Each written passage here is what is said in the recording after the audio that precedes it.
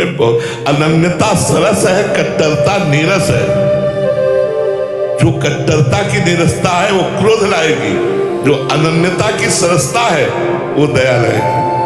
करत जे अनुशहन निंदक दिनों पे अनुग्रह। भगवान तुम्हारा मंगल करे, भगवान तुम्हें सद्बुद्धि प्रदान करे, भगवान तुम्हें स्वस्थ रखे। ऐसी जो कुबुद्धि आई है भगवान कृपा करके आपकी कुबुद्धि का त्याग करवा दे। ये अनन्यता में होगी, कट्टरता में क्रोध आएगा और अनन्यता में दया आएगी, करुणा आएगी। अनन्यता और कट्टरता में बहुत अंतर है। कट्टरवादी नहीं, अनन्य बनो, अपने इष्ट के अनन्य बनो। अगर आप दूसरे को देखकर, किसी वैष्णव को देखकर चलते हैं, दूसरे की निंदा करते हैं, तो आप अपने धर्म की कट्टरवादी हैं।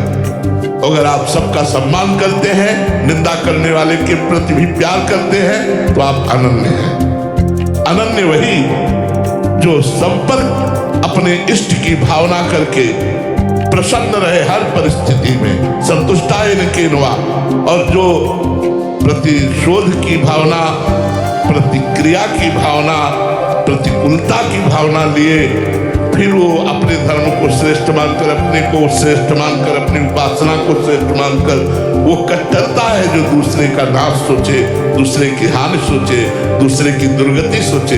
अनन्यता में ऐसा नहीं। अनन्यता सरस, कट्टरता नीरस, कट्टरता में क्रोध, अनन्यता में क्षमा। दुष्यंत कुमार सिंह जी, प्रयागराज से। राधे राधे महाराज जी। महाराज जी आपके चरणों में कोटि कोटि प्रणाम। महाराज जी एक दोहा आता है कि जब मैं था तब हरि नहीं, अब हरि है मैं नहीं। महाराज जी एक आध्यात्मिक व्यक्ति के जीवन में इसका क्या मायने हैं और ऐसी स्थिति में जीवन ये दोहा कब और कैसे आएगा? जो देहाभिमान है ये मन सहित 5 इंद्रियों को शब्द, स्पर्श, रूप, रस, गंध इन्हीं में आसक्त करता रहता है।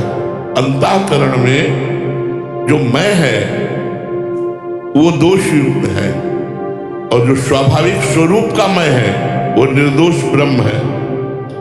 जो स्वरूप का मैं है वो भगवदाकार है, ब्रह्माकार है। लेकिन जो अंतःकरण का मैं है वो देहाभिमान युक्त है, उसी में सारे के सारे दोष रहते हैं। तो जो देहाभिमान जनित मैं है वो गुरुदेव के चरणों की उपासना से जब भगवान में समर्पित हो जाता है तो स्वयं अनुभव होता है। ज्ञानी को अनुभव होता है, गुणानुगुण वर्तन्ते मनुष्या पार्थ सर्वसा, ये गुणों के द्वारा शरीर संचलित होकर यंत्रारूढ़ानि मम माया, ये चल रहा है। और जो भक्त होता है वो देखता है मेरे भगवान मेरे हृदय में बैठकर मुझसे करवा रहे हैं। अब वो करता नहीं रहता।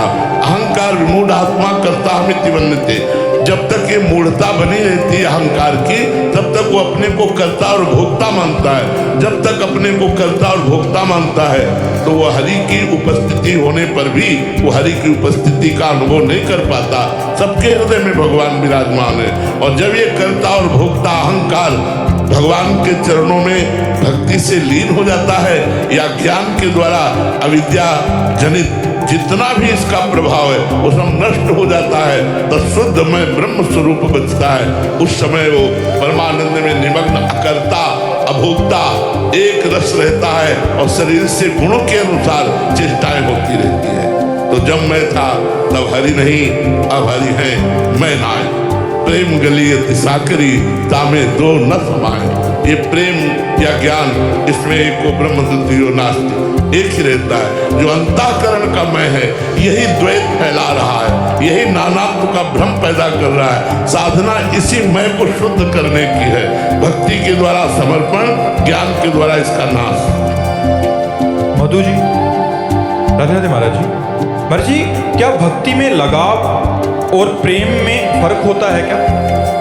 किससे लगाव? व्यक्ति से लगाव होना, शरीरों से लगाव होना, तो हाँ, भगवान से लगाव होना ये प्रेम की प्रथम भूमिका है। अपनापन होना, मेरे प्रभु, ये प्रथम भूमिका है। जब मैं प्रभु से प्यार करता हूं, इसका विस्मरण हो जाए मैं का, केवल प्रभु रहे उसे प्रेम कहते हैं। ब्रह्म नहीं, माया नहीं, नहीं जीव नहीं काल, अपनी हो सुधिना रही, एक रहे नंदलाल। एकमात्र सच्चिदानंद प्रभु के सिवा मैं प्रभु का भजन कर रहा हूं, मैं प्रभु की आराधना कर रहा हूं, इसका भी विस्मरण हो गया, केवल आराधना हो रही, वो स्थिति का नाम प्रेम है। प्राण भय कान में, कान भय प्राण में, ये में न जाने पर कान है कि प्राण है, इस स्थिति का नाम प्रेम है। और जब तक मैं प्रभु की आराधना कर रहा हूं तब तक ये भक्ति की प्रथम भूमिका है।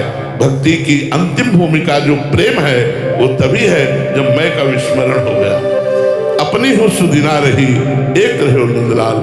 जैसे गोपीजन दही बेचने जाती है, विक्रेतु कामा अखिल गोप कन्या मुरारी पादार पिंचित वृत्ति दध्यादिकम मोह वसाद ओषध गोविंद दामोदर माधवेति। वो बोलना चाहती दही ले ले दही, लेकिन निकलता कोई गोविंद ले ले, कोई माधव ले ले, कोई दामोदर ले ले, क्योंकि भगवान की रति को प्राप्त हो गई है, प्रेम को प्राप्त हो गई है। प्रेम में अपनी शुद्धि नहीं रहती, प्रेम में केवल प्रीतम रहता है।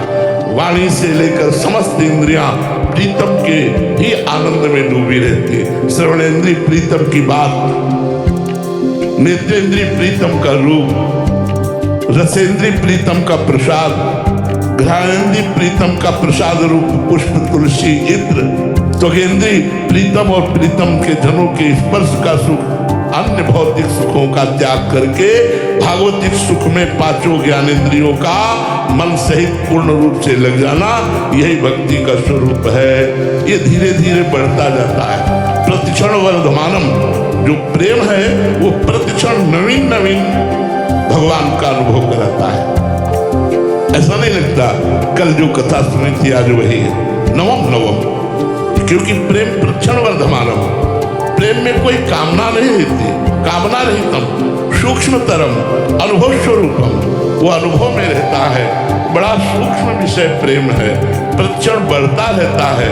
जब अपनी भी शुद्धि का विस्मरण होकर केवल भगवान रह जाए उसे प्रेम कहते हैं। महामंडलेश्वर आत्मानंद गिरी जी महाराज जूनागढ़ से महाराज जी पूछ रहे हैं कि पूर्व का कर्म कब तक जीव भोगता है महाराज जी, प्रारब्ध और कर्म में भेद क्या है? संचित कर्मों से जो शुभ और अशुभ कर्म निकाल करके शरीर का निर्माण किया गया उसे प्रारब्ध कहते हैं।